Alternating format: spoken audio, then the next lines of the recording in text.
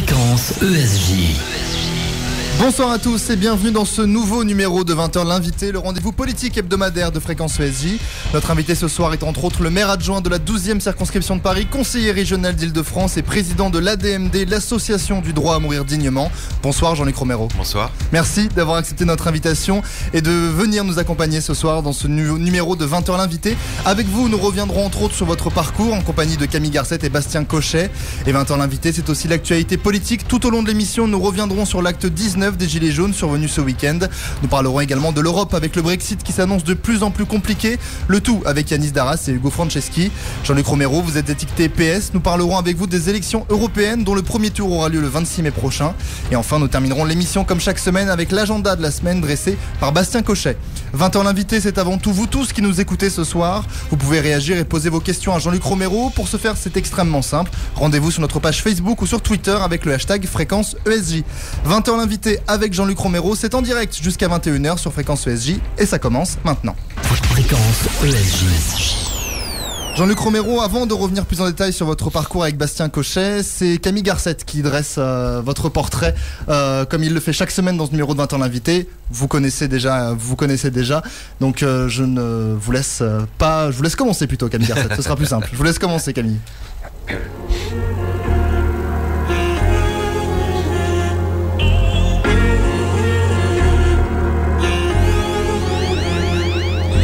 Jean-Luc Romero, on connaît déjà le numéro.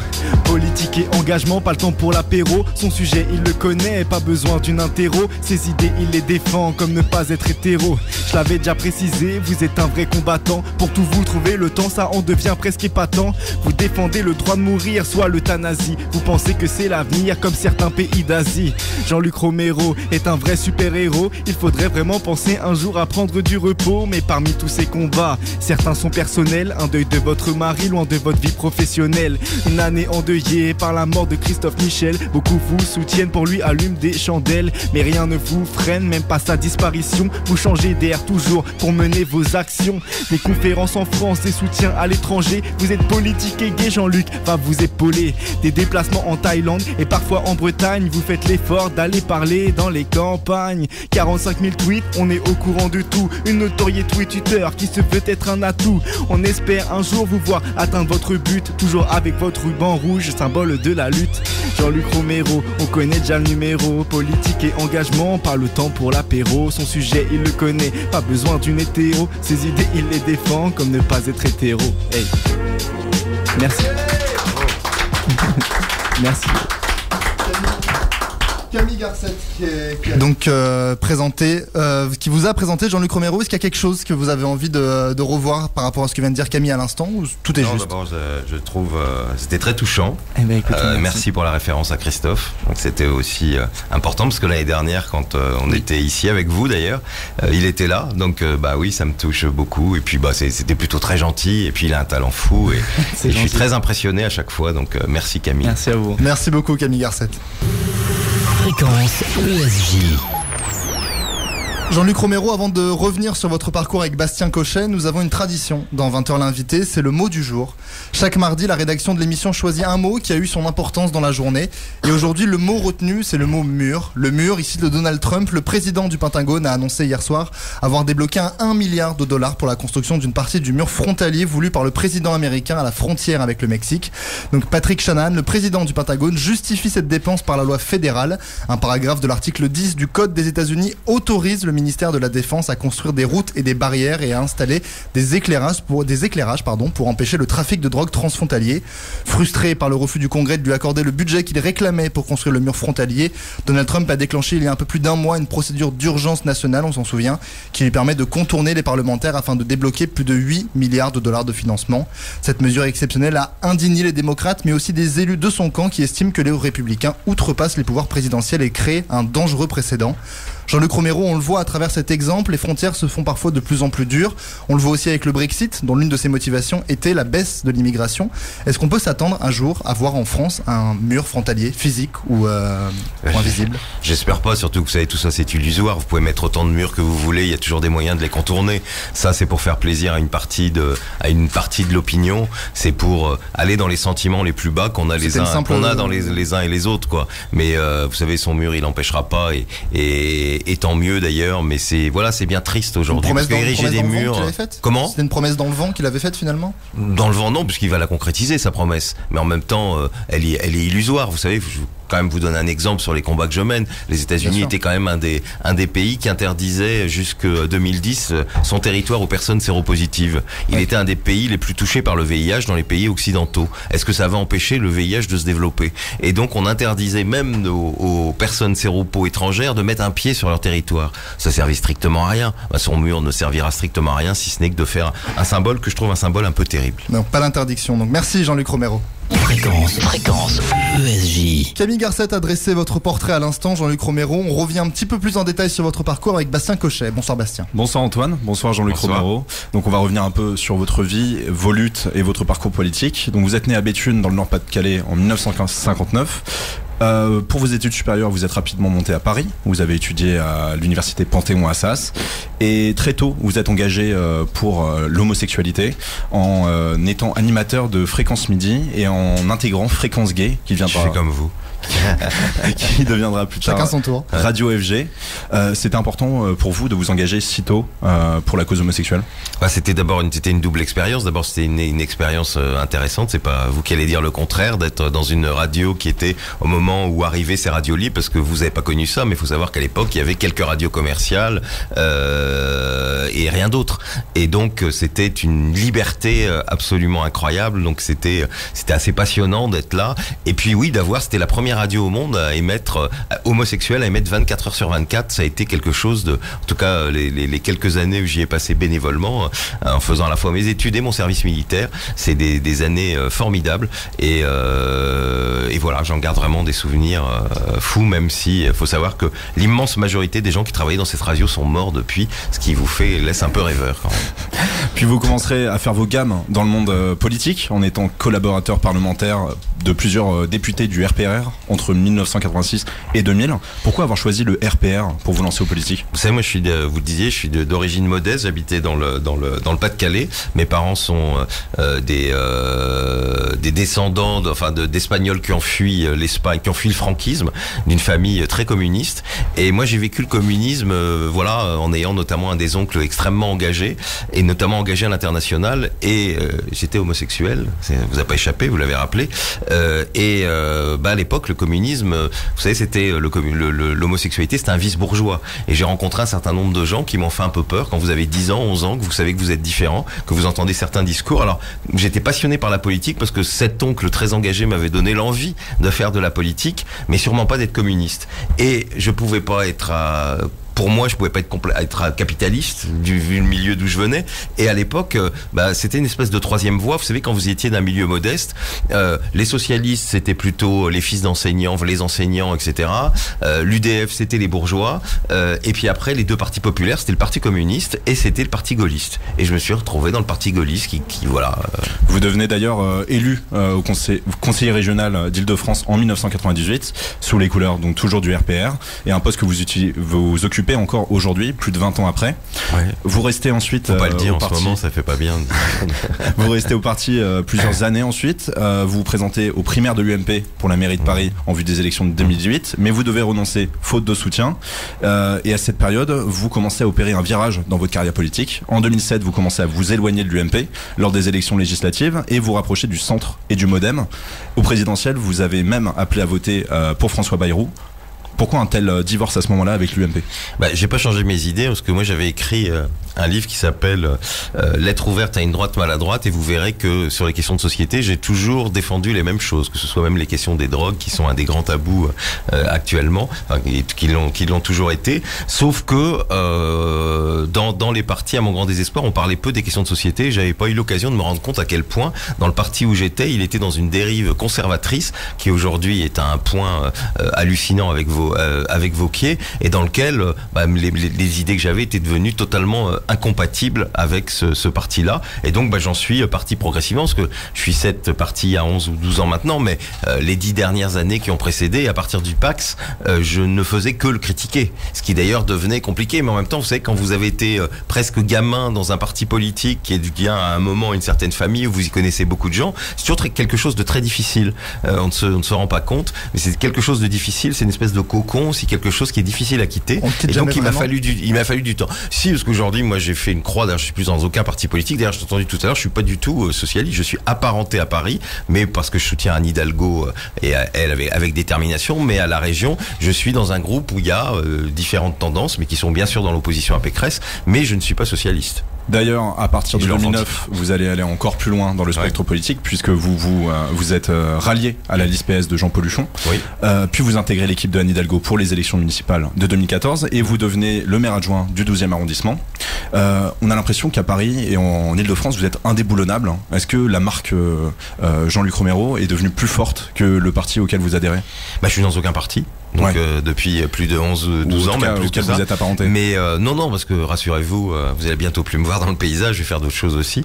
Mais non, mais parce que moi, vous savez, quand on a vécu un malheur comme je l'ai vécu l'année dernière, on peut aussi vouloir refaire un certain nombre de choses dans sa vie. Moi, je vais continuer un certain nombre de combats que j'ai, mais peut-être que la politique, c'est pas le meilleur des endroits. Puis vous l'avez dit, à la région, j'y suis quand même depuis 1998, et j'y fais aujourd'hui des choses passionnantes, et même peut-être plus passionnantes encore en étant dans l'opposition, parce que je suis ambassadeur d'une Île-de-France sans sida avec mon collègue Spiri, mais en même temps, il faut aspirer aussi à faire d'autres choses. Au-delà donc de votre carrière politique, votre militantisme a toujours été mis beaucoup en avant, comme votre vie privée. En 2000, vous êtes le premier homme politique à être victime d'un outing. C'est le fait qu'on révèle votre homosexualité sans votre accord. Comment est-ce que vous avez vécu cet événement à ce moment-là ? C'était quelque chose de difficile, parce que je devais le dire quelques jours plus tard dans Le Monde, dans une interview sur les questions de société, où je le disais d'une manière dédramatisée. Et un journaliste qui me voulait pas de bien à ce moment-là a préféré l'écrire dans un journal qui était pas très connu, un journal gay, mais qui a été distribué comme par hasard dans toutes les boîtes aux lettres de tous les journalistes de Paris, enfin en tout cas d'un certain nombre. Voilà, donc c'est pas la meilleure des choses, on vole pas la vérité. On a essayé de vous dynamiter, quelqu'un vous voulait du mal ? Oui, parce qu'à ce moment, parce que j'étais dans un parti qui était classé à droite, et que à l'époque il y avait vraiment une vraie difficulté.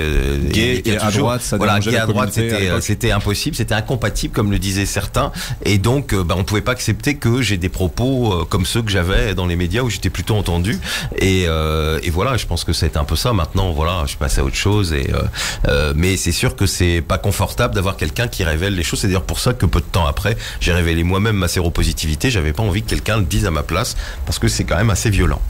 Merci Bastien Cochet, merci Jean-Luc Romero. Fréquence ESJ.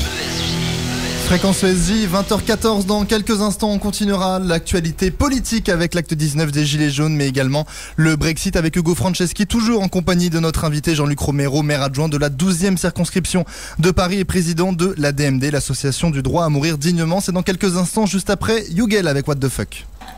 Fréquence ESJ.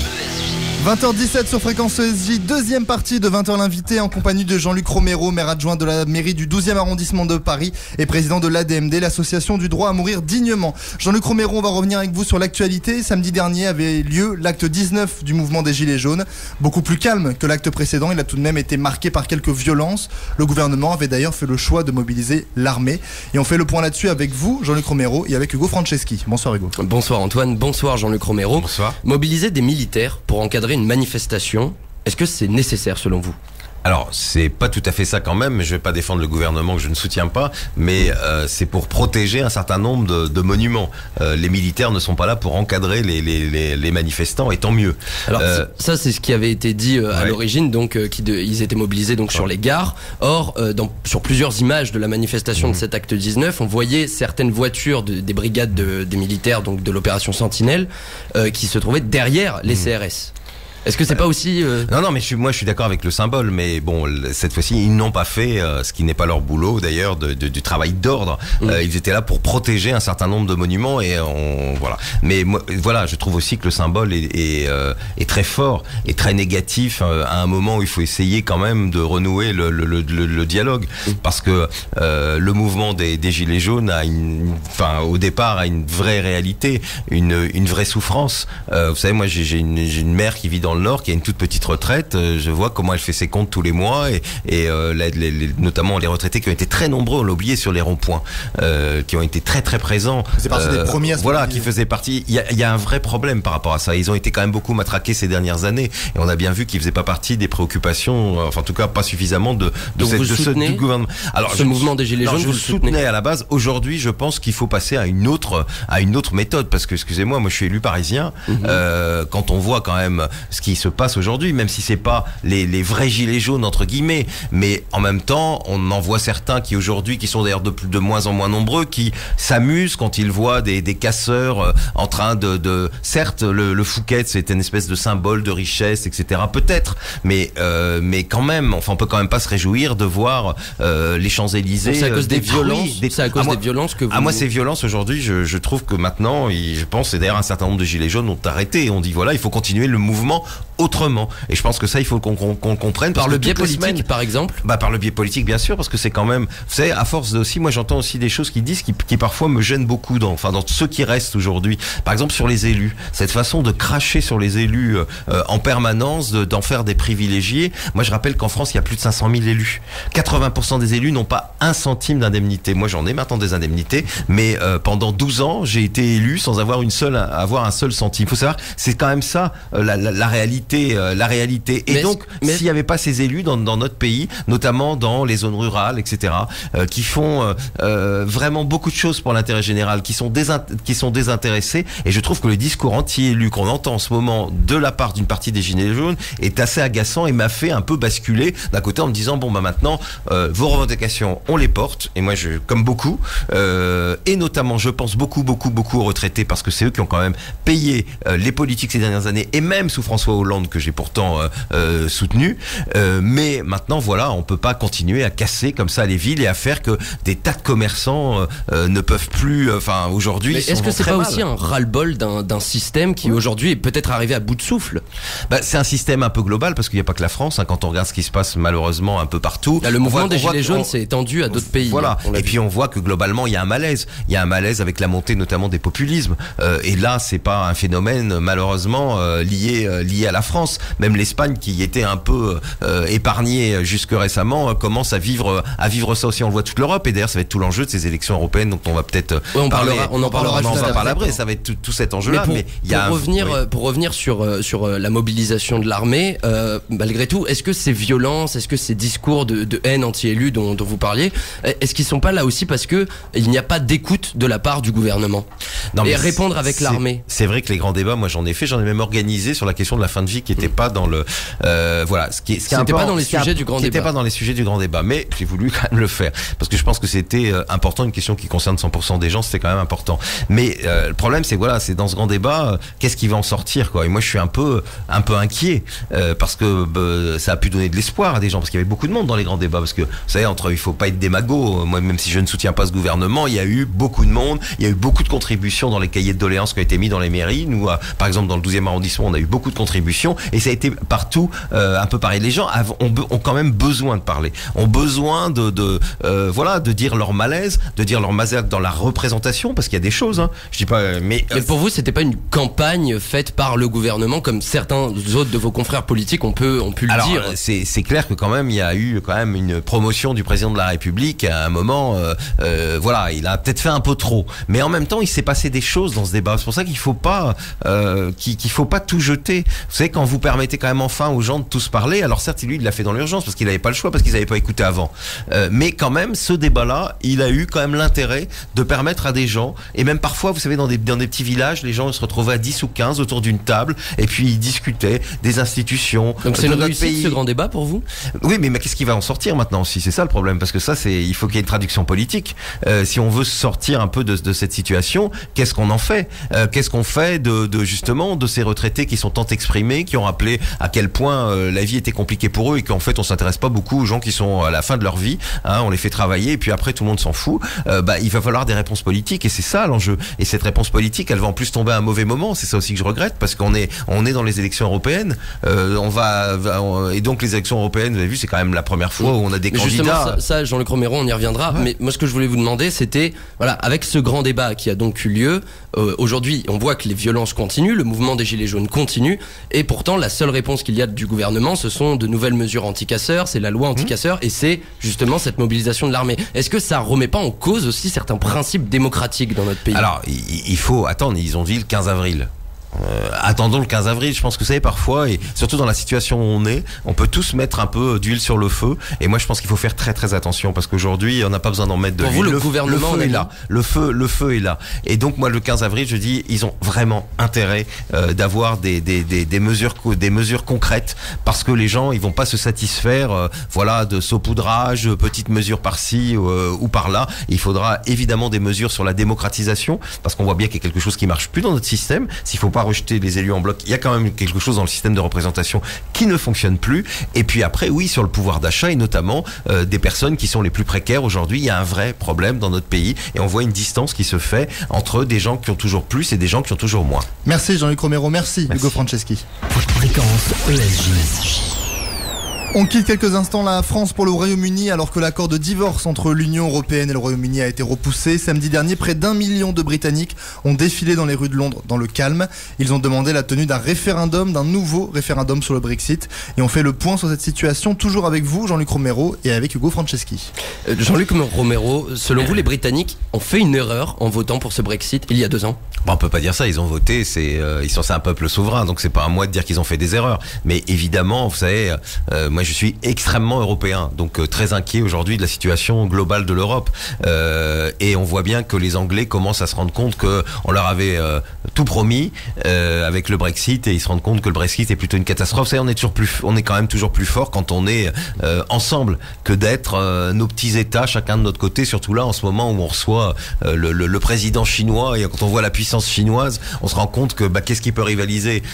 C'est la puissance américaine et la puissance européenne, et qu'en plus nous on a quand même la chance extraordinaire d'être dans le plus grand espace social mondial où c'est un des espaces où il y a le plus de droits pour les travailleurs, donc évidemment que le Brexit est une erreur en soi, et aujourd'hui beaucoup de Britanniques ont l'air de s'en rendre compte, et j'espère qu'ils auront peut-être l'occasion de l'exprimer, parce que je crois qu'on leur a beaucoup menti. On leur a menti sur leur système de santé, qui a été un des grands arguments de l'époque, alors qu'il n'est pas non plus en si bon état que ça. Effectivement, c'est ce que les Britanniques reprochent au gouvernement de la première ministre britannique Theresa May, notamment parce qu'il y a eu donc ce week-end une manifestation qui a réuni près d'1 million de personnes. Énorme. C'était déjà près d'1 million de personnes encore en octobre, et il y a également une pétition anti-Brexit qui a été lancée. Elle recueille aujourd'hui plus de 5 millions de signatures, et à ce titre-là, certains citoyens britanniques demandent à des pays européens comme la France par exemple de faire pression sur le gouvernement de Theresa May pour demander un référendum. Est-ce que la France doit jouer ce rôle selon vous? C'est très compliqué, vous savez, quand même chaque pays est quand même souverain.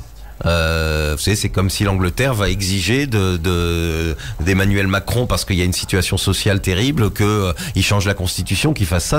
On peut pas exiger. Maintenant que on est les uns et les autres un sentiment plutôt favorable pour que ce référendum ait lieu, oui, mais c'est à eux de le décider. C'est quand même quand on est dans l'Europe, c'est quand même un pays souverain, et c'est à eux et eux seuls. Sauf que je crains que Theresa May n'ait plus aujourd'hui ni le courage, ni la légitimité pour faire quoi que ce soit. Et de toute façon, on sait très bien que dans quelques jours ou dans quelques semaines, elle va être obligée de partir. La seule chose, c'est... Pour vous, il y aura une démission de Theresa May? Non, mais il y a un moment, on voit bien qu'aujourd'hui, politiquement, elle est quand même très fragilisée. La seule chose, c'est de savoir est-ce qu'on va voir pire, ce qui est possible. Donc pour vous, négocier actuellement un Brexit avec le gouvernement de Theresa May, c'est impossible, selon vous? C'est-à-dire que eux, s'ils veulent nous, je pense que l'Europe a quand même été globalement claire. Elle est allée assez loin dans un certain nombre de demandes qu'ont fait les Britanniques. Maintenant, voilà, c'est quand même pas 27 pays qui doivent à longueur de temps accepter ce que demande aussi le gouvernement britannique, qui a pas l'air de savoir ce qu'il veut. Il y a déjà eu 6 démissions dans le gouvernement. Donc maintenant, ça suffit. Il faut que ce gouvernement prenne ses responsabilités. Et puis, moi, je pense que s'ils veulent sortir par le haut, c'est toujours la démocratie au final. Aujourd'hui, faire voter les gens, c'est peut-être la meilleure des choses, et puis on n'en sait rien. Vous savez, quand on lance un référendum, on ne sait pas quelle est la suite. Ces gens, ils ont voté justement il y a 3 ans. Oui, mais ils ont voté avec des faux arguments. Ils s'en rendent compte, puisque quand vous regardez quand vous lisez un certain nombre d'articles, quand vous voyez un certain nombre de reportages, plein de gens disent mais attendez, on nous avait dit qu'il allait se passer ci, qu'il allait se passer ça. Ils se rendent compte que c'est tout le contraire. C'est aujourd'hui, avec ce Brexit, où ils voient les entreprises qui sont en train de partir, qu'ils voient que leur système de santé va fonctionner encore plus mal et qu'ils risquent même de manquer de produits, de manquer d'un certain nombre de choses, qui voient leur livre qui a quand même été trop baissé constamment. Ils se rendent compte que tout ce qu'on leur a servi était faux. Et je pense que les politiques ont encore une fois une vraie responsabilité en mentant, en jouant sur les côtés les plus obscurs qu'on peut avoir. La première ministre britannique, donc Theresa May, a quand même demandé un report de l'accord sur le Brexit qui a été rejeté 2 fois, à 2 reprises par son Parlement. Elle a demandé un report au 30 juin. Selon vous, est-ce qu'il faut leur accorder? Non, mais de toute façon, il y a quand même un vrai problème. Parce que ça veut dire que s'il y a un report, mais qu'est-ce qu'elle va faire concrètement? Parce que le 30 juin, ça veut dire que c'est après les élections européennes. Justement, le Parlement européen, et notamment Michel Barnier, qui est le négociateur du Brexit, lui table plutôt sur le 22 mai. Et dit que s'il n'y a pas d'accord avant le 22 mai, dans ce cas-là, le Royaume-Uni devra participer aux élections européennes. Mais comment ils font concrètement? Vous imaginez? C'est pour ça qu'on est dans un vrai problème aujourd'hui. Mais les élections, ça pourrait pas être un référendum sur le Brexit, justement, ça pourrait permettre aux partis britanniques de revendiquer oui ou non une sortie. Mais ça, c'est à elle de le faire. Il faut qu'elle se dépêche, parce que ces élections, elles arrivent. C'est quand même dans moins de 2 mois. Et donc, il faut savoir si si la Grande-Bretagne, reste ou ne reste pas. Sauf qu'aujourd'hui, nous, on peut discuter autant qu'elle veut. Je ne pense qu'elle ne sait même pas ce qu'elle va faire quand on voit à quel point d'ailleurs elle est l'otage du président de la Chambre des communes, combien elle est l'otage d'une partie de sa majorité, et même aujourd'hui du Labour Party qui a l'air de reprendre un peu, de se remplumer enfin un peu. Voilà, donc je pense qu'aujourd'hui on n'en sait rien, sauf il faut qu'elle prenne une décision, et cette décision, la seule qui paraît aujourd'hui raisonnable, c'est évidemment le référendum, sinon ce pays va se déchirer. Et si référendum il n'y a pas, et s'il n'y a pas d'accord non plus, est-ce qu'on peut laisser le Royaume-Uni sortir sans accord, c'est-à-dire un Brexit dur? S'ils veulent rien entendre, qu'est-ce que vous voulez qu'on fasse? On va pas faire la guerre. On va pas refaire la guerre à la Grande-Bretagne. Ce sera de toute façon ni bon pour eux, ni bon pour nous, mais moins bon pour eux que pour nous, parce que nous, on est quand même un peu plus nombreux. Mais est-ce que c'est eux qui se retrouvent dans une situation l'Union européenne compliquée. a quand même une part de responsabilité aussi dans les négociations avec le Royaume-Uni. Mais elle a une part, mais bien sûr. Peut-être qu'on est trop dur aussi dans ce qu'on leur impose. Je pense pas qu'aujourd'hui on soit trop dur. Parce qu'il y a quand même au contraire, l'Europe, on lui a reproché d'être trop molle souvent. Non, moi je pense que Barnier a fait les choses comme il fallait, et maintenant c'est à l'Angleterre à se positionner, c'est à ce gouvernement et c'est à ce peuple de décider, parce que c'est pas nous qui déciderons à leur place. Mais s'ils veulent pas, ce gouvernement ne veut pas entendre et ne veut pas rester, eh bien oui, on va pas quand même sans arrêt réunir les 27 pour leur dire encore des concessions aux Anglais. Ça peut pas être toujours comme ça. Ils ont eu beaucoup de concessions depuis le début. Donc maintenant il faut qu'ils entendent, enfin que le gouvernement, je parle pas du peuple, que le gouvernement entende raison. Merci. Merci Hugo Franceschi, merci à vous Jean-Luc Romero. Fréquence ESJ. Fréquence ESJ, 20h31, vous êtes bien dans 20h l'invité, le rendez-vous politique de Fréquence ESJ. Dans quelques instants, nous continuerons à revoir l'actualité politique. On restera dans l'Europe avec les élections européennes dont le premier tour aura lieu le 26 mai prochain en France et dans le reste de l'Europe. Et nous parlerons également de la procréation médicalement assistée avec Jean-Luc Romero, maire adjoint de la mairie du 12e arrondissement de Paris. C'est dans quelques instants, juste après L'Homme Pâle et Trop Beau sur Fréquence ESJ. Fréquence ESJ. Toujours en direct dans 20h l'invité, le rendez-vous politique de Fréquence ESJ. Il est 20h35 et nous sommes toujours avec Jean-Luc Romero, maire adjoint de la mairie du 12e arrondissement de Paris et président de l'ADMD, l'association du droit à mourir dignement. Et on reste sur le vieux continent, mais cette fois-ci nous allons évoquer les élections européennes qui se tiendront le 29 mai prochain. Alors que la plupart des candidats ont été désignés, les derniers sondages estiment que la République en marche et le Rassemblement national arriveraient en tête du scrutin. On en parle avec vous Jean-Luc Romero et avec Hugo Franceschi. Jean-Luc Romero, est-ce que c'est la liste PS que vous allez décider de soutenir pour les européennes? J'en sais rien. Vous ne savez pas qui vous allez soutenir? D'abord, je ne sais pas ce qu'il y a dans les programmes. C'est quand même la première fois, on a une élection européenne, on a 2 mois, et on ne sait absolument pas ce qui va se passer. Les têtes de liste viennent seulement d'être désignées pour la plupart, la dernière étant La République en marche. Et quels sont les programmes? Pourquoi faire? Quelle Europe? Moi, à part peut-être l'UDI, dont j'ai entendu beaucoup parler d'Europe, moi je suis très très européen. Donc moi je veux entendre ce qui se passe. Je lui ai dit, moi je ne suis pas militant du PS, je verrai peut-être que c'est cette liste qui va me séduire. Aujourd'hui, je ne sais pas ce qu'il propose. Quelle Europe l'Europe, ils proposent. Donc, pour vous, les programmes en fait ne sont pas exprimés par les partis politiques. Non, et puis c'est surtout au-delà des programmes, parce qu'on sait très bien les programmes, voilà, c'est pas forcément ça la place d'or, c'est de savoir quelle va être la liste qui va être réellement européenne. Moi, j'en ai ras-le-bol depuis des années. On s'étonne à chaque élection européenne de voir les gens ne pas aller voter. Vous savez, moi, je vais être président d'un bureau de vote. C'est une galère à chaque fois qu'il y a des élections européennes parce qu'on sait que toute la journée on est là et il y a presque personne. Et moi, ça me rend fou de rage parce que quand même l'Europe c'est un vrai enjeu. Mais les politiques, on a tous une vraie responsabilité parce que chaque fois qu'il y a quelque chose qui va mal, on dit que c'est la faute de l'Europe. On fait pas assez de pédagogie en fait sur l'Europe en France. On en fait que pendant l'élection européenne, qui est pas audible. Et puis cette fois-ci, vous imaginez, quand je dis 2 mois de campagne, il y aura pas 2 mois de campagne. On parlait tout à l'heure du grand débat. On va voir le résultat le 15 avril. Vous croyez franchement que vous et tous les autres journalistes vont parler de l'Europe à ce moment-là? On va parler évidemment de ses propositions et tout. Et donc ce débat-là, il va être totalement occulté. D'ailleurs, il n'a pas vraiment commencé aujourd'hui. Et moi, je pense que personne ne se rend compte à quel point c'est important. Quand on voit ce qui se passe dans un certain nombre de pays européens, quand on voit ce populisme qu'il y a aujourd'hui dans la plupart de nos pays, avec des mouvements. Vous donniez le sondage tout à l'heure concernant Marine Le Pen. Quand on voit à quel niveau elle en est, qu'on avait enterré juste après les présidentielles. Moi, je sais que je disais, attendez, vous allez voir, ne l'enterrez pas trop vite. On voit le résultat aujourd'hui. Et que cette Europe, on l'a tellement montré comme étant à l'origine de tous nos maux. Regardez, la caricature, c'est chez les agriculteurs. Chez les agriculteurs, on a l'impression, beaucoup maudissent cette Europe, alors que sans cette Europe, est-ce qu'on pourrait faire le même aménagement du territoire? Est-ce qu'on pourrait... C'est notamment la réforme de la PAC qui est critiquée par les agriculteurs. Mais en tout cas, on sait qu'aujourd'hui, on ne peut pas tout seul. On ne peut pas tout seul. On a besoin de cette Europe-là. Mais ce qu'on reproche à l'Europe, c'est quand même d'avoir un joug, une sorte de veto, notamment avec la Banque Centrale Européenne, sur les pays qui impactent la souveraineté des États membres. Mais bien sûr que rien n'est parfait dans cette Europe, qu'il y a un côté technocratique aussi qui est gênant, mais justement parce qu'on n'a pas permis aux citoyens de s'en emparer, puisqu'on n'en parle pas quand il n'y a pas d'élection européenne. D'ailleurs, qui connaît le nom de ces députés européens, à part 2 ou 3 qui sont un peu médiatiques? Personne. Pour vous, est-ce que des listes transnationales auraient été plus... C'était l'ambition du président de la République. Je trouvais que c'était plutôt une bonne ambition. D'ailleurs, il avait fait un discours sur l'Europe qui était assez impressionnant. Il faut savoir le reconnaître. Sauf qu'aujourd'hui, on n'en est pas là du tout. Je crois qu'ils doivent avoir un ministre, un ancien ministre de la Culture de je sais pas où, qui est sur leur liste. On est loin de... c'est la ministre des Affaires européennes. Voilà. Nathalie Loiseau. Voilà. Qui est... Non, mais sur leur liste, ils ont un étranger qui était ministre, je sais pas où. Enfin, j'ai entendu ça tout à l'heure, mais bon, je vais pas aller plus loin parce que j'ai pas vraiment fait attention. Mais on est évidemment très loin de cette idée-là. Bien sûr que ça aurait du sens. Vous imaginez quel sens ça a d'avoir juste des listes nationales, donnant toujours le sentiment que les gens qui vont au Parlement européen, c'est juste pour défendre leur petit intérêt partisan, de leur simple pays, alors que ça doit être je veux dire, tout ça ne doit pas être incompatible, tout ça, et on peut défendre la France dans une Europe forte, mais on a l'impression qu'on défend souvent que la France et qu'on oublie de défendre aussi l'Europe, qui est pourtant quand même un défi fabuleux. Donc pour vous, il n'y a pas de parti aujourd'hui vraiment pro-européen? Si, il y en a certainement. Je pense quand même qu'au PS, ils sont maintenant plutôt pro-européens. Je pense que l'UDI, mais il décolle pas dans les sondages, mais je pense que Lagarde, je l'ai entendu il y a quelques jours encore, est assez sincère,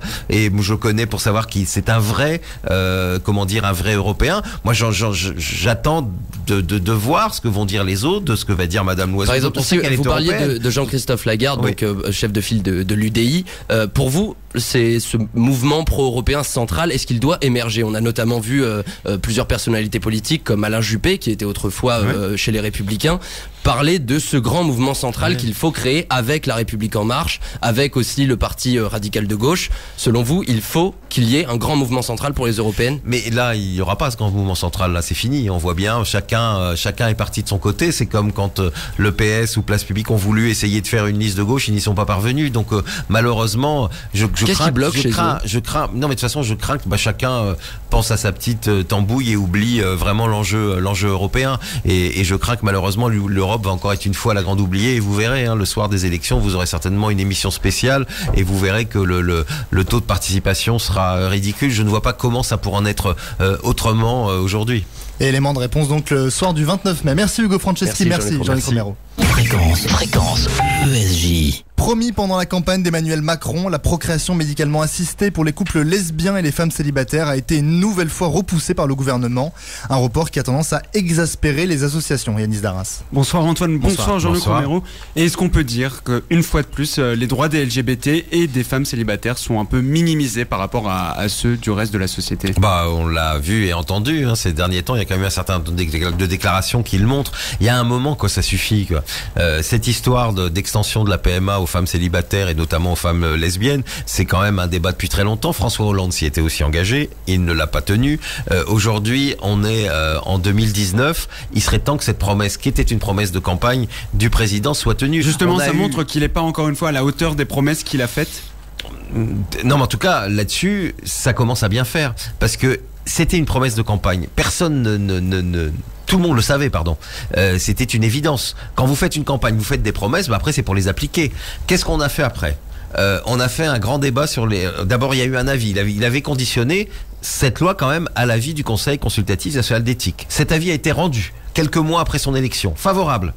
Bah ça suffisait pas, on a redemandé au Conseil national d'éthique de remettre dans le grand débat sur les lois bioéthiques la PMA. Donc on a reparlé de la PMA et dans évidemment c'est les parce mouvements... que en réalité le gouvernement et nos élus ne sont pas prêts à voter une telle loi. C'est pas qu'ils soient pas prêts, mais enfin je pense qu'ils veulent toujours un peu ménager notamment les antis et notamment les églises et l'église catholique parce que c'est elle qui est toujours devant et qui a les moyens d'agiter et je pense qu'il y a une espèce de trouille par rapport à ça, mais c'est pas en repoussant, on l'a vu avec le mariage pour tous. On a donné du temps, qu'est-ce qui s'est passé ? On a eu un an de débat horrible pour les homosexuels, horrible pour ceux qui allaient ou celles qui allaient sur les réseaux sociaux, pour les trans, etc., qui se faisaient insulter. Donc, et on a vu ce qu'on est en train de retraverser cette fois-ci. Oui, quelque part, oui, parce que franchement, les questions de société, ça se fait au début d'un mandat normalement. Surtout une question qui, comme celle-là, engendre une certaine crispation avec ce mouvement de la manif pour tous qui est toujours là. Et donc, même si aujourd'hui, je pense qu'il s'est quand même un peu effondré. Vous savez, moi, je fais beaucoup de mariages. En fait, il y a de la crispation au sein même du gouvernement. Bah, il y en a. Sur cette question notamment. De toute façon, il y a quand même quelque chose d'incroyable dans ce gouvernement. On a l'impression qu'ils ont aussi un sparadrap qu'ils veulent pas s'enlever. Il y a une députée qui s'appelle Agnès Thiel qui passe son temps à dire des horreurs là-dessus et on la garde dans leur groupe. Quel est ce message qu'on veut donner ? Avoir une femme qui dit des propos qui sont absolument scandaleux sur l'homosexualité en général et bien sûr sur la PMA et d'autres qui sont très progressifs. Il y a un moment, il faut trancher. Et trancher, c'est arrêter de repousser. Alors quand même, il faut être honnête, le Premier ministre la semaine dernière a dit, après qu'on ait entendu plein de choses, que le projet serait présenté en juin. Donc, c'est déjà une première victoire pour vous, cette présentation en juin. Faut le voir. Et puis après, mais ça veut dire quoi présenter en juin ? Vous savez, vous pouvez présenter des projets en Conseil des ministres. Après, ça va mettre combien de temps ? 12 mois justement en application. Donc d'ici la fin de l'année 2019. Et voilà, tout à fait. Et donc, moi j'espère qu'on va pas encore une fois permettre à certains de délirer et de tenir des propos incroyables. On le voit, on est quand même un des pays où sur les réseaux sociaux ça a quand même été le plus violent concernant le mariage pour tous. Et depuis, il y a des séquelles terribles. Et quand on voit l'augmentation de l'homophobie, alors ça montre peut-être aussi que les Français ils ne sont pas prêts à voir une telle loi apparaître. Bah non, il y a des gens, une partie de la population française. Oui, mais une partie bien sûr. Mais vous savez, vous croyez qu'on fait une question de société qui fait l'unanimité au départ ? Elles le font souvent après, mais au départ jamais. Mais sur ces questions-là et sur la question de la PMA, même la Croix a sorti un sondage très favorable à l'extension de la PMA à toutes les femmes. Donc aujourd'hui, je pense que la société est prête. Il y a une petite partie de la société qui est contre. Très bien, mais on ne peut pas à longueur de temps, pour des raisons qui sont souvent pas des raisons d'intérêt général, mais plus des raisons religieuses, accepter que ceux qui crient très fort et qui ont des gros moyens, grâce à l'Église catholique, qui ferait mieux s'occuper de ces problèmes actuels, continuent. Mais est-ce que le gouvernement n'a pas été un peu bousculé aussi par les récents mouvements sociaux, notamment les Gilets jaunes par exemple ? Bien sûr, et ça n'a pas aidé. C'est évident. Vous savez, il y a quand même des questions qu'il faut faire un peu dans une certaine sérénité. Donc on peut pas reprocher finalement au gouvernement de se soucier plus du pouvoir d'achat, par exemple, que de la PMA. Vous savez, les choses sont pas incompatibles. Vous savez, dans un gouvernement, il y a un ministre qui s'occupe de la famille, il y en a un autre qui s'occupe de l'économie, l'autre qui s'occupe de l'emploi.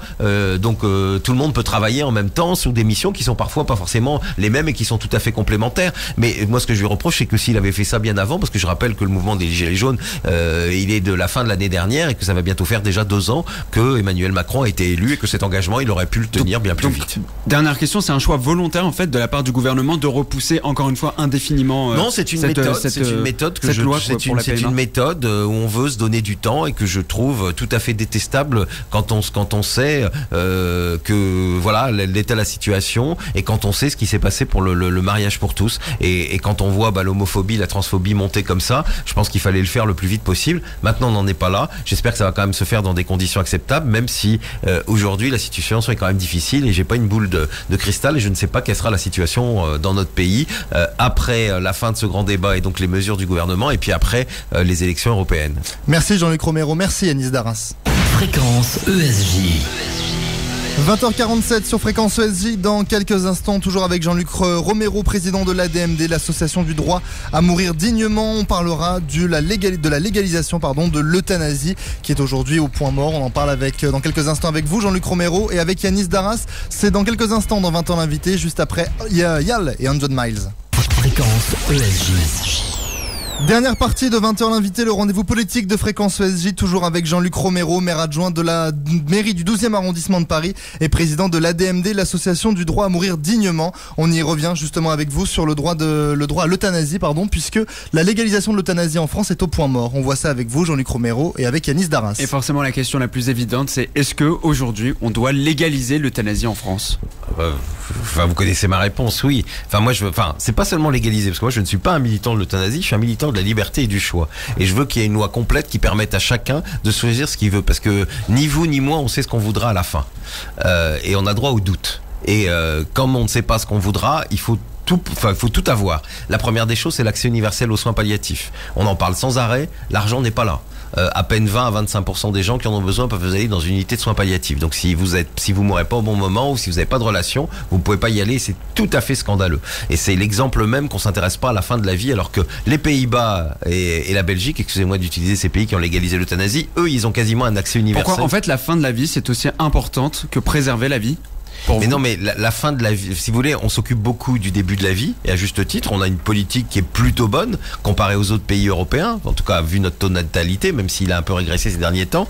Mais sur la fin de la vie, on s'en fiche. C'est-à-dire que vous êtes plus un citoyen. Quand vous après la retraite, on a l'impression qu'on s'intéresse plus à vous, on n'y met pas les moyens. Donc il faut ça, et il faut, parce qu'on sait que les soins palliatifs, contrairement à ce que peuvent dire certains, ça ne suffit pas dans toutes les situations. Même si c'est 3 à 5% des situations, vous savez, en Belgique, il y a 2,4% des morts qu'ils sont par euthanasie, et aux Pays-Bas c'est 4,5%. Donc ce sera bien sûr une minorité, mais est-ce qu'il y a dans une république laïque un principe supérieur qui vous oblige à vivre le plus longtemps possible, et notamment dans la souffrance? Non.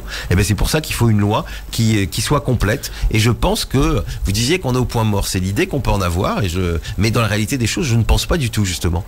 Et pourquoi on n'est pas au point mort? On n'est pas au point mort parce qu'il se passe plein de choses.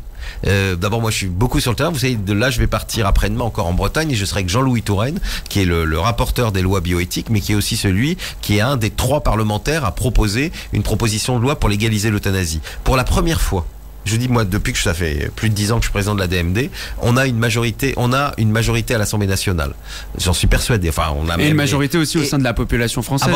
Les sondages, c'est 80 à 90% mais des Français c'est quand même assez nouveau à l'Assemblée nationale. Et surtout, ce qui est très nouveau, c'est que vous avez dans tous les groupes des gens qui sont favorables, avec des groupes quasiment entiers qui sont favorables. Regardez même La République En Marche, qui est le groupe qui détient la majorité, 300 parlementaires. On en a détecté, on en a au moins 200 qui y sont favorables. Et dans les 100 qui restent... Donc on doit s'attendre dans les 3 prochaines années, avant la fin du quinquennat, à peut-être une loi sur l'euthanasie. Moi je pense avant. Il va y avoir, ou sur le suicide assisté, il va y avoir le débat sur les lois bioéthiques qui va commencer, donc j'espère à partir du mois de juin. Et puis à la rentrée de l'automne, moi je pense que il va se passer des choses au Parlement. Mais maintenant, est-ce que le débat n'est pas un peu influencé aussi, parce qu'on le voit, les Français sont majoritairement pour, mais parce qu'ils entendent aussi des histoires parfois touchantes. Donc est-ce qu'au final on peut être objectif sur cette question? Bien sûr qu'on peut être objectif sur cette question, parce que moi j'ai pas dit que les gens devaient être euthanasiés. C'est donner un droit nouveau à des personnes, à eux de l'utiliser ou de ne pas utiliser. C'est quand même bien dans une société, c'est quand on donne des droits supplémentaires. Et c'est pas parce que face à la fin de vie, il faut avoir du doute. Là on a l'impression qu'il y a des gens, ils nous disent, ceux qui justement s'y opposent, en disant mais de toute façon la solution c'est les soins palliatifs. Voilà, là c'est formidable. C'est vrai, c'est la solution pour 96% des gens. Mais il y a les 4% et vous pouvez être dans ces 4%. Et il y a un moment, on voit bien qu'il y a des souffrances, il y a des douleurs physiques encore qu'on ne peut pas soulager. Il y a 5000 personnes qui ont tous les ans des douleurs réfractaires. Et puis il y a des souffrances psychiques qu'on ne peut pas soulager en fin de vie. C'est pas une dépression, c'est que vous allez mourir. Vous avez fini votre vie, vous avez dit au revoir au vôtre et on vous oblige à vivre des jours, des semaines ou des mois. Ou on vous propose la seule solution de la loi, qui est la sédation terminale. Vous savez ce qu'on peut avoir en France? On vous endort. Vous allez jamais vous réveiller, d'ailleurs, c'est quelle hypocrisie. Nous on demande l'euthanasie, c'est de pouvoir partir à côté des siens, leur dire au revoir et partir en quelques minutes. En France, vous avez une forme d'euthanasie. Ils n'aiment pas qu'on dise ça, mais c'est quand même ça. C'est un premier pas. Mais vous savez comment ça se passe? On vous endort. Si vous êtes jeune, je vous souhaite pas d'avoir un accident, mais vous avez un accident. Votre cœur, il est en pleine forme. Vous êtes peut-être sportif aussi. On va arrêter de vous alimenter, on va arrêter de vous hydrater. Ça peut durer 3 semaines. Ça peut durer 3 semaines. Et les gens, ils ont... Donc c'est quoi, c'est de la souffrance? Ah bah bien sûr, on nous dit non, les gens ne souffrent pas, et quand on voit les signes cliniques qu'ils ont, il y a quand même de quoi s'inquiéter. Parce que la sédation terminale, c'était une solution pour des gens qui vont mourir en quelques heures. D'ailleurs, aux Pays-Bas et en Belgique, c'est une des solutions. Mais pas pour des gens qui sont jeunes et tout. Et on voit que, quelque part, la loi actuelle, elle amène en plus, dans certaines circonstances, de l'acharnement thérapeutique. Et c'est pour ça qu'il faut une autre loi et qu'on sorte de cette espèce de dogme où on nous dit qu'on est contre l'euthanasie alors qu'on endort les gens qui vont jamais se réveiller, et qu'on arrête de les aider et qu'on les laisse mourir de faim et de soif. Je trouve qu'à un moment il faut arrêter. Merci Jean-Luc Romero, merci Yanis Darras. Fréquence ESJ. 20h55, c'est bientôt la fin de 20h l'invité, mais avant, comme tous les mardis, c'est une tradition dans cette émission. Bastien Cochet dresse l'agenda politique de la semaine, des événements donc à venir. Rebonsoir Bastien. Rebonsoir. Demain, Édouard Philippe se rendra en visite au Qatar. Le Premier ministre français fera une visite d'un peu plus de 24 heures. Il sera accompagné de plusieurs grands patrons d'entreprises françaises comme Airbus, Total ou Accor. La visite a lieu à l'occasion de l'inauguration mercredi soir d'un musée monumental conçu par l'architecte français Jean Nouvel, qui sera donc le musée national du Qatar. Aucun contrat significatif avec les entreprises françaises n'est pourtant à prévoir. Vous êtes chargé de la culture et du tourisme dans la mairie du 12e arrondissement. Est-ce que vous pensez que c'est une bonne stratégie de soft power de faire affaire avec des pays un peu décriés comme le Qatar? Ce pays-là, il faudrait quand même avoir aussi un message sur les droits de l'homme et les droits des femmes d'ailleurs. Dans ce pays-là, les droits des femmes ne sont pas respectés, les droits des personnes LGBTQI ne sont pas respectés, et c'est un des rares pays qui continue pas un des rares, ils sont quand même encore une quarantaine, à interdire leur territoire aux personnes séropositives, à les expulser. Alors il y a un moment, c'est bien de leur donner la Coupe du Monde, c'est bien de leur donner plein de choses, mais il faudrait aussi leur parler de droits, parce que la France, c'est quand même le pays des droits de l'homme. Et hier, quand le président recevait le président chinois, il a quand même eu, cette fois-ci, dans la conférence de presse, des propos sur les droits humains qui ne sont pas respectés en Chine, et je ne parle même pas du Tibet, quand tout le monde a oublié, et qui est toujours là, et ce serait d'ailleurs bien que le président reçoive un jour le Dalai Lama, officiellement, comme le fait la chancelière allemande régulièrement. Mais voilà, je pense que le Qatar, il faut arrêter avec ce pays, on lui laisse tout passer. Ce n'est pas une démocratie. Est-ce que stratégiquement c'est une bonne chose de couper les points avec eux? Aujourd'hui, non. Parce que je pense qu'il faut, on peut être à la fois ferme et continuer à faire du commerce, mais on ne peut pas sur ce pays-là particulièrement. Si vous êtes tombé sur un justement qui m'agace beaucoup, sur ce pays-là, je pense qu'on est d'un laxisme absolument incroyable. On accepte tout ce qui se passe dans ce pays-là, l'exploitation notamment des ouvriers étrangers dans le cadre de la construction des installations sportives pour la prochaine Coupe du Monde de football. Je crois qu'il y a un moment, c'est bien de faire du commerce avec eux. C'est bien aussi d'avoir de l'autre côté un discours, parce que vous savez, ils ont besoin de nous aussi, c'est pas toujours que dans un sens, et il y a un moment, le Qatar, je crois que c'est vraiment l'exemple même du pays avec lequel on n'a pas du tout la bonne attitude. Jeudi, le conseiller d'État Dominique Libaud rendra son rapport sur le grand âge à Agnès Buzyn. Alors ce rapport est issu de la concertation sur la prise en charge des personnes âgées dépendantes. Le but est la rédaction d'une nouvelle loi d'ici la fin de l'année, et les enseignements de cette consultation porteront sur les freins au maintien à domicile des personnes âgées, la lourdeur des restes à charge pour les familles dont les proches séjournent en établissement spécialisé, ou encore la dégradation des conditions de travail des professionnels. Est-ce que vous pensez que ce rapport amènera à de réelles avancées enfin pour j'espère, vous savez, tout à l'heure, quand on évoquait la question de la fin de vie, je disais qu'on met jamais les moyens qu'il faut pour la question de la fin de vie. Et c'est pas simplement mourir dignement, c'est aussi avoir une fin de vie digne, de pouvoir, en tout cas, avoir les moyens de se soigner, avoir les moyens d'être bien suivi. Et on voit qu'on n'est pas aujourd'hui du tout à la hauteur. Quand on voit ce qui se passe dans certaines EHPAD, quand on voit que les moyens qui ne sont pas là, quand on voit ces personnels qui sont payés 3 francs 6 sous pour un travail qui est quand même extrêmement lourd. Aujourd'hui, il est temps qu'il y ait une espèce de grand plan Marshall du grand âge, qu'on fasse des choses pour Alzheimer, qui est quand même une maladie terrible, à la fois terrible pour la personne qui la vit et terrible pour les aidants. Et on en parle beaucoup, mais les moyens ne sont pas dans notre pays à la hauteur. On n'a pas compris encore cet enjeu-là. On vit de plus en plus vieux, mais parfois pas dans des très bonnes conditions. Et j'espère qu'en tout cas, il va en sortir quelque chose, et qu'en tout cas, on va mettre plus de moyens, notamment sur Alzheimer et dans les EHPAD, et je pense particulièrement à ces personnels qui se sacrifient beaucoup pour des salaires qui sont ridicules. Merci Jean-Luc Romero, merci Bastien Cochet. Fréquence ESJ. C'est la fin de ce numéro de 20h l'invité. Merci à vous tous de l'avoir suivi. Merci à vous, Jean-Luc Romero, d'avoir été avec nous en direct de 20h à 21h et d'avoir répondu à nos questions. Je rappelle que vous êtes maire de la mairie du 12e arrondissement de Paris et également président de l'ADMD, l'association du droit à mourir dignement. On est revenu il y a quelques instants sur la légalisation de l'euthanasie avec Yanis Darras. Les prochains rendez-vous de Fréquence ESJ, c'est l'actuel dès demain à partir de 7h. Léa Benaïm et Florian Pierrat qui vous réveillent en musique et également Storytelling dès demain de 20h à 21h. Dimitri Hainaut sera en direct avec toute l'équipe de Storytelling, mais également avec l'humoriste et chroniqueuse France Inter, Constance. Quant à nous, on se retrouve évidemment dès la semaine prochaine, dès mardi, à partir de 20h. En direct, de 20h à 21h, comme chaque semaine, le rendez-vous politique de Fréquence ESJ, 20h l'invité. Une excellente soirée à vous tous et à mardi. Fréquence ESJ.